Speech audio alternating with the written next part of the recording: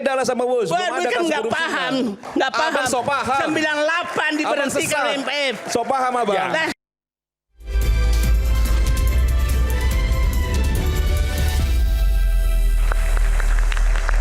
Kembali di Rakyat Bersuara, tadi ada pertanyaan bagus dari Bung Semar.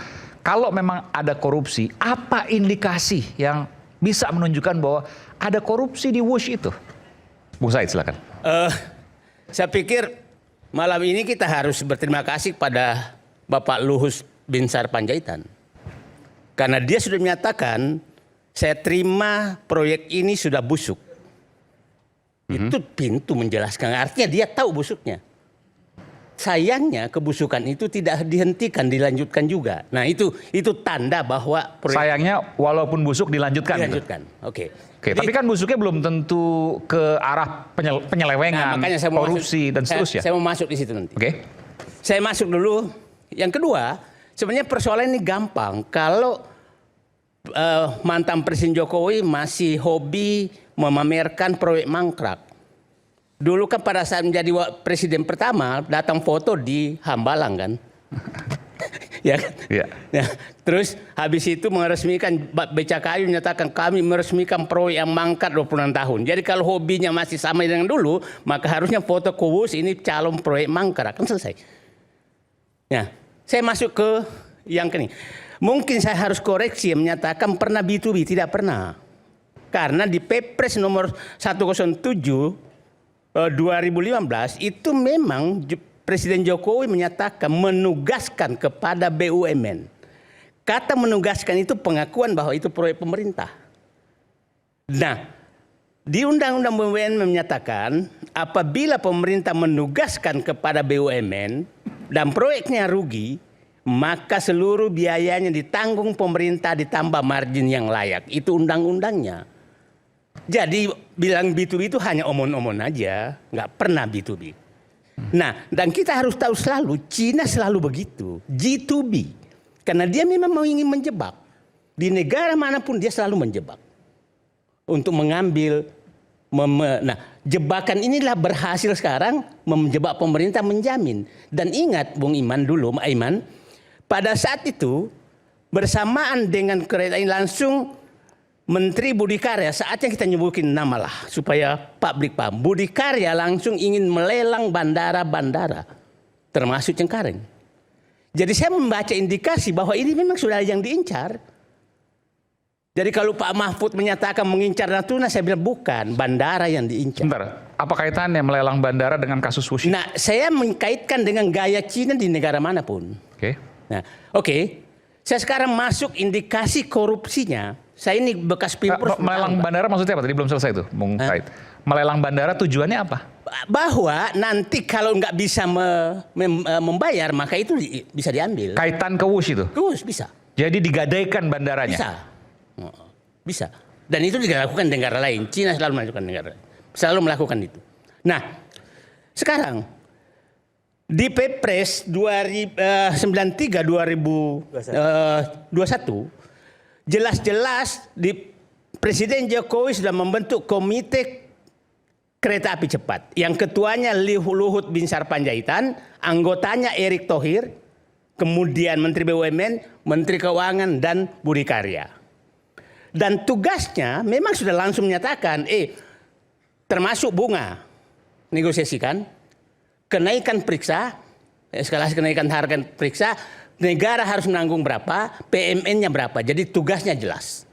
Nah, yang perlu kita pertanyakan, apakah tim ini pernah bekerja? Kalau tidak pernah bekerja dan kebusukan dilanjutkan, artinya semua orang yang saya sebutkan namanya itu bertanggung jawab.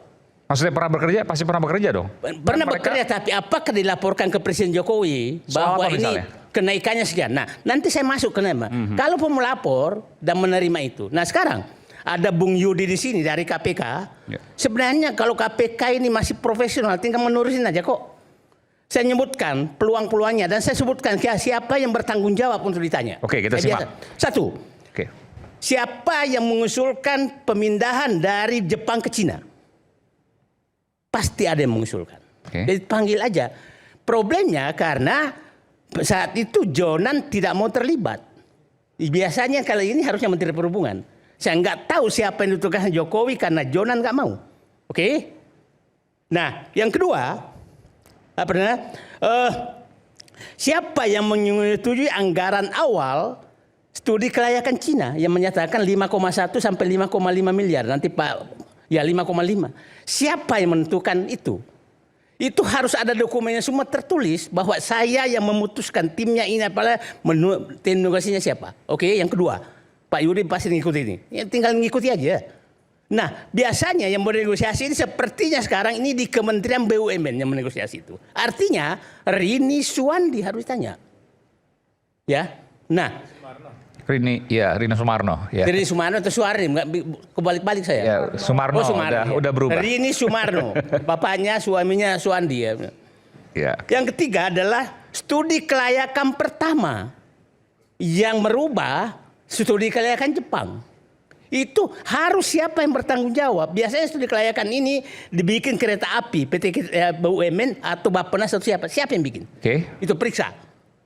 Yang kedua, desain awal. Siapa yang bikin? Desain awal ini saya agak paham karena awalnya kereta api cepat ini mau direncanakan berhenti di Meikarta dan Walini. Tahu Meikarta batal, Ya. pindah ke Walini. Nah, studi kelayakan yang dibikin ini abal-abal.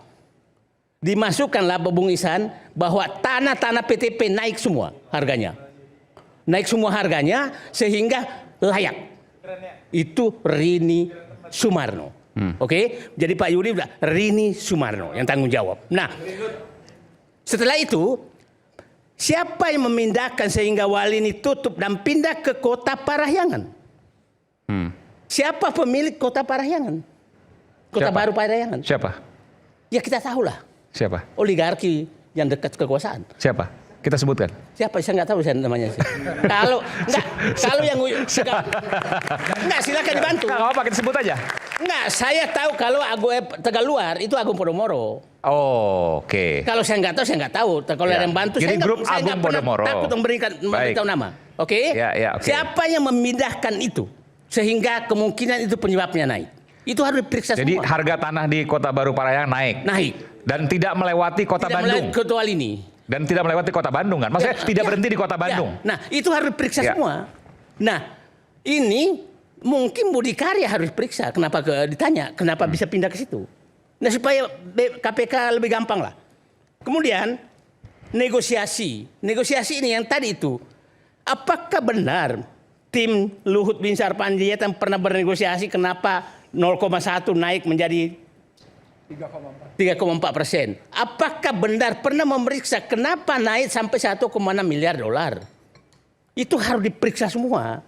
Kalau enggak, nah jadi tidak sulit sebenarnya. Ini indikasi kejanggalan yang bisa mengarah ke korupsi menurut Sangat Said. bisa. Sangat bisa. Beginilah, saya bilang kalau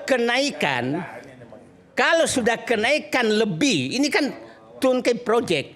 Tungkai project itu adalah tanggung jawab penerima proyek. Kalau ada kenaikan tanggung jawab kau. Masa naik kau sendiri yang naikkan kau nagih ke saya? Oke, Jangan- sampai situ sebentar. Tadi saya dengar katanya ini semua di awang-awang. Ya ini kan yang disampaikan oleh Bang Said Didu itu seolah-olah sudah ada proses kasus tindak pidana korupsi, sudah berproses, lalu periksalah. Karena sudah ada temuan kasus korupsi gitu loh. Jadi yang digambarkan itu Sebentar, saya jadi selesaikan dulu. melampaui gitu Enggak, ya. kau yang mengawang-awang terus kami kau dan kalau awang-awang. jadi kalau kata Boni tadi saya sebutkan nama. Bang Said Didu tak bola balik katanya. Jadi udah bola balik kata Bang. Saya Bang Boni. sebutkan nama, saya sebutkan bola kasus balik. bantai yang saya katakan. Gitu loh. Jangan bantai yang saya Bukan, katakan. Bang. Jadi begini, Bang. Kalau bantai yang saya kalau katakan. misalnya ada tindak pidana korupsi, baru apa yang Abang sampaikan masuk barang itu. Periksa sana. Karena sudah terjadi tindak pidana korupsi sekian dugaannya triliun. Gitu loh. Kalau ini belum ada tindak pidananya, Abang suruh periksa orang. Tapi gitu tadi loh. kan ada indikasi Ya, yang itu itu janggal. indikasi. Nah, kumpulkan buktinya, laporkan biar berproses Itu gitu loh. kata-kata yang Anda terus Nah, ulang di mana pun ketika tempatnya, Abang di bicara media soal PTDI, Itu Abang Kak, tahu nggak istilah saya. 2020 Saya ketemu PTDI Bapak itu terus di selalu rootnya kaset kusut. Dirut PTDI, mantan Dirut PTDI 2020 kan ada kasus korupsi sudah ditersangkakan oleh KPK. Ada kasusnya, Iya, belum, Bang. nanti akan terbuka. Ya, tenang aja. belum Ya, gitu tenang loh. aja. Ini mic saya Jangan jalan kok ya. samakan Saya gitu. mau bicara. Saya terakhir. Sebentar Bang, nanti tadi udah banyak data nanti. Tentang Anda kebanggaan, yang Anda terus ini kebanggaan. Apa yang Anda banggakan dengan kereta api Cina? Maksudnya apa? Bukan soal Cina atau bukan Cina, Bang. Dengarkan dulu. Apa? Dengarkan dulu. Saya dengarkan dulu. Abang ini apa sih? Enggak, Anda juga apa? Maksudnya begini. Anda juga Saya apa? hanya bicara sama abang, saya Anda bingung. Nanti, Besok Bang. datang ke sini sebagai pemerhati media sosial. Sekarang datang sebagai Terus, pemerhati kebijakan publik. Anda Abang selalu sebagai hanya apa pembela sih Jokowi. sebenarnya gitu loh. Kalau kita jelas warna kita kan gitu loh. Abang warnanya apa gitu loh. Nah, sekarang gini. Pengamat, apa pemerhati, atau apa? Atau politisi kan gitu loh. Bukan. Saya mau Yang jelas saya bukan pembela individu. Oke, clear. Abang saya respon sedikit ya. Sekarang saya dulu. Nanti, bentar. Anda Silakan, selalu selesai, Bang. membandangkan kereta api Cina. Indonesia pernah punya kebanggaan industri pesawat terbang yang dibikin dan diberhentikan sendiri oleh yang membuat demi bangsa dan negara. Berkasus, Bang.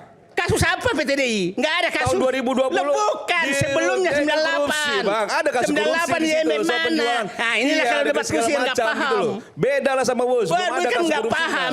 Nggak paham. Abang so paham. 98 diberhentikan Abang oleh MPF. So paham, Abang. Nah, Supaya semuanya kembali ke jalur, barangkali Oke, saya silakan. boleh bicara, Bung Aiman. Silakan. Ya, pertama ya, 2023, 98 dimatiin kok. ntar kita bang saya duduk. Bukan, jangan asal mangap lah. PTDI. Berju, ntar saya ngomong dulu Bang, tenang. Pertama ya, kita melihat media kita hari ini luar biasa. Suara-suara kebebasan begitu lantang dan semuanya boleh bicara.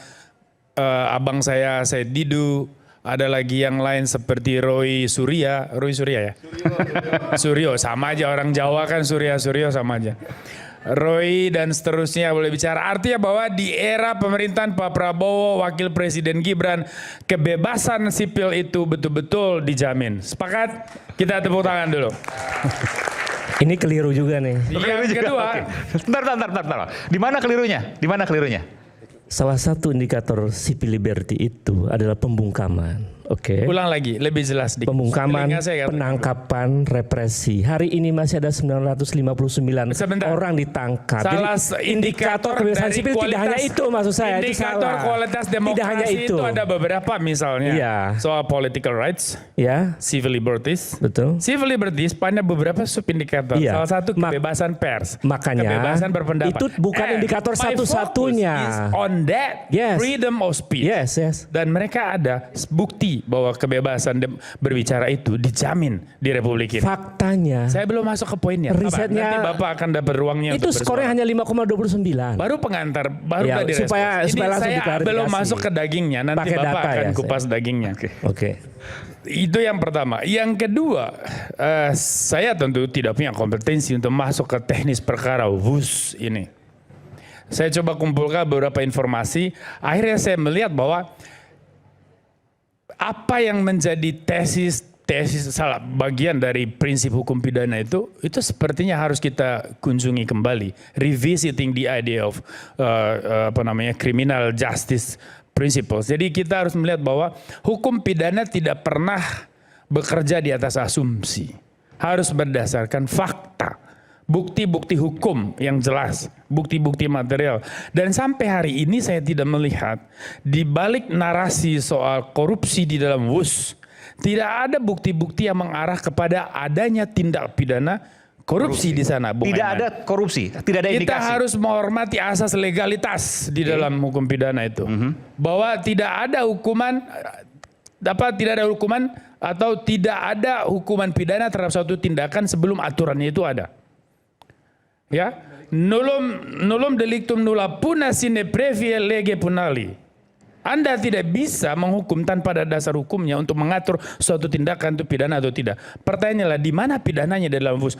Kan dari tadi saya perhatikan diskusi ini masih samar-samar. Kalau indikasi, Bung Boni, Itu kan yang ada harusnya kecurigaan, ada kejanggalan, dalam kan konteks, wajar. maka dalam konteks itu perlu proses penyelidikan, Sepakat. penggalian informasi. Jadi jangan langsung jumping to conclusion ada korupsi di WUS. Nah itu menyalahi logika hukum pidana.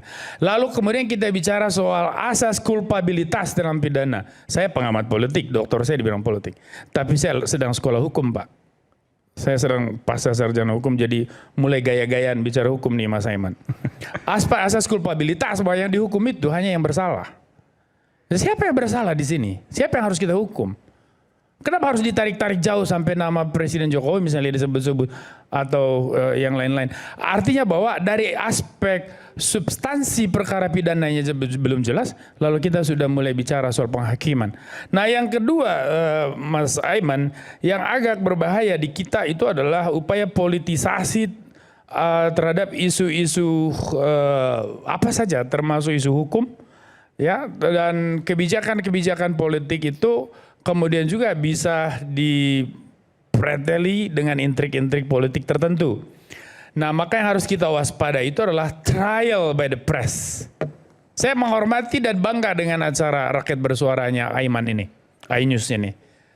Tetapi kita harus bijaksana untuk menyikapi apakah kita sudah melakukan pengadilan oleh media terhadap satu isu atau terhadap satu orang atau sekelompok orang.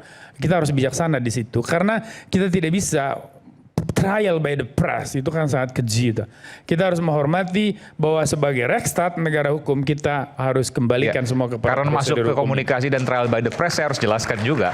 Yang namanya trial by the press itu adalah satu arah, komunikasi satu arah yang kemudian menyimpulkan. Saya setuju Sementara poinnya. di dalam Rakyat Bersuara selalu menampilkan dua sisi yang berbeda dan betul diametral. sekali, betul Dan oleh sekali. karena itu ada deliberasi, ada kontestasi isu, ada Exactly. kontestasi ide yang itu jauh dari trial by the saya press. memang melihat Mas Aiman juga sudah mampu menjaga keseimbangan opini yang muncul dengan diversifikasi gagasan, motivasi kita ada di sini. Tetapi saya hanya mengingatkan bahwa semua media di Republik ini harus menghargai betul prinsip keseimbangan dan hindari trial by the press. Sepakat. Kita sudah pusing dengan berbagai isu yang remeh-temeh. Di luar sana ada TIFA atau tifus atau siapa namanya dokter itu. Ya selalu ribut soal ijazah. Lalu kemudian sekarang soal VUS, lalu larinya ke Pak Jokowi. Saya nanti takutnya pemerintahan yang ada hari ini dan ke depan tidak berani mengambil terobosan besar di dalam pembangunan. Jadi baik menurut infrastruktur ini saya challenge juga, dan Bung Muni. non-infrastruktur hanya karena tidak ingin di suatu waktu dipolitisasi dan diperkarakan. Jadi kalau ada isu yang kemudian mengemuka, media nggak usah bahas. Bukan soal itu. Media hadir memang untuk menghadirkan semua dinamika yang ada di masyarakat dan kita diskusikan. Hanya saja jangan sampai ada kesan bahwa kita mengarahkan opini itu ke satu kesimpulan. Nah itu yang harus kita waspadai. Bukan berarti sudah terjadi Mas Aiman. Saya hanya mengingatkan bahwa ya karena ada program di tempat lain, bukan di TV ini. Di tempat lain itu memang hadirnya betul-betul untuk menggiring opini seakan-akan negara, pemerintah ini salah dalam semua hal. Nah, demokrasi hanya sehat kalau ada fairness di kita, di pihak negara, di pihak rakyat, dan di dalam berkomunikasi entah kritik, entah protes, itu semua harus punya dasar dan tujuan yang baik. Kita kan pernah diskusi di sini juga beberapa tema ya Mas Aiman. Saya selalu mengatakan bahwa kalau problemnya adalah akuntabilitas dan kualitas perwakilan politik DPR itu tidak beres, saya setuju kita semua rakyat Indonesia marah dan tuntut itu. Perwakilan politik yang tidak bermutu itu harus digugat. Nah saya juga setuju bahwa institusi manapun harus kita pikirkan untuk diperbaiki. Maka reformasi harus menyeluruh, sistemik, holistik. Jadi jangan parsial.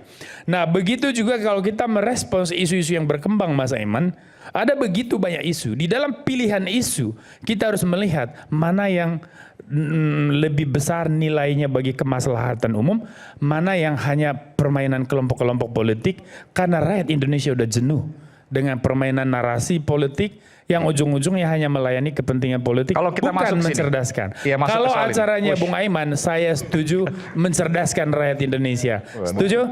Kita tepuk tangan untuk Mas Aiman. Jadi simpulan sementara saya bahwa acara Rakyat Bersuara sudah benar gitu kan. Nanti kita lanjutkan, itu sangat kadang bikin menat, apalagi kalau kita tidak bisa mencerna dengan cermat. Jangan lupa cangkir kopi hangat yang nikmat untuk menemani kebersamaan dalam program Rakyat Bersuara bersama saya Aiman Wicaksono. Supaya manis pakai kopi dulu. Sedikit aja gulanya. Mas Eman langsung tersinggung.